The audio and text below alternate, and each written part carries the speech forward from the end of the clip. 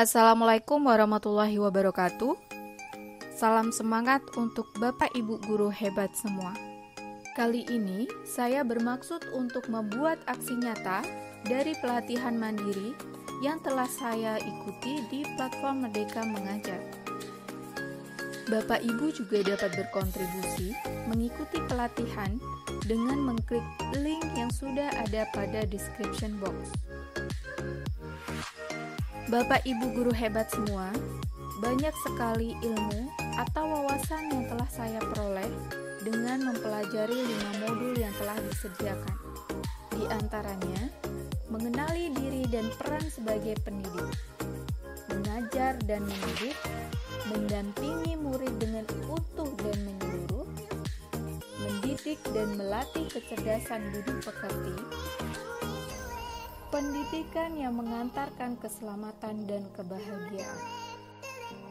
Dari kelima modul tersebut, dapat saya simpulkan bahwasanya hal yang pertama dan utama sekali yang harus kita lakukan sebagai pendidik adalah dengan mengenali diri dan peran kita sebagai pendidik. Setelah mengenali diri dan peran kita tentu juga dituntut untuk mengenali anak didik kita sesuai dengan potensi, kemampuan, kekuatan yang ada pada diri mereka sebagai manusia, sehingga nantinya mereka dapat mencapai tujuan hidup, selamat dan bahagia, tanpa mematikan kodrat yang ada pada diri mereka. Mengenali peran, bahwasanya kita bukan hanya sekedar mengajar atau menyampaikan ilmu pengetahuan, tetapi kita dituntut juga mendidik anak.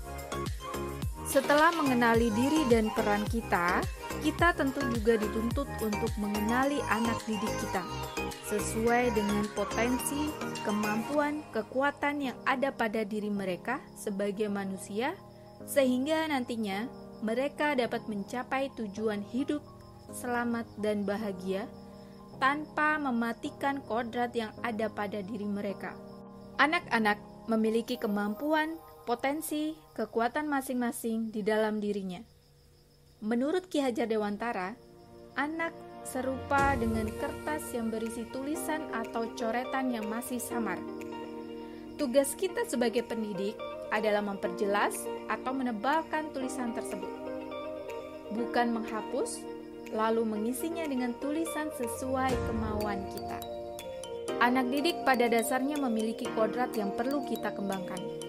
Kodrat ini yang disebut sebagai kodrat keadaan.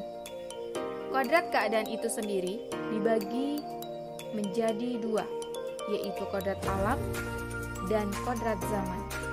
Dalam kodrat alam, pendidikan berdasarkan sifat dan keadaan di mana ia berada.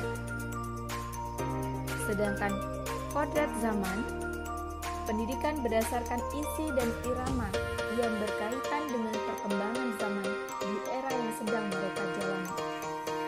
Contohnya saja, anak-anak yang tinggal di daerah perkebunan karet, maka upaya kita mengantarkan anak kepada pembelajaran bagaimana melestarikan dan menjaga pohon karet, sehingga nantinya tetap berproduksi secara optimal menghasilkan getah. Hal ini, anak tidak harus terjun langsung ke dalam perkebunan, namun bisa kita buatkan pembelajaran secara kontekstual dengan memanfaatkan teknologi.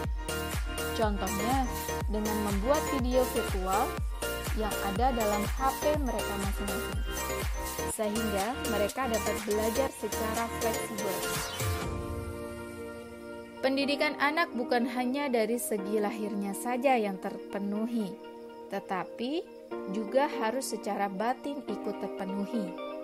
Kecerdasan budi pekerti perlu kita asah sehingga nantinya mereka dapat berkontribusi di dalam masyarakat dengan tetap melestarikan budaya bangsa.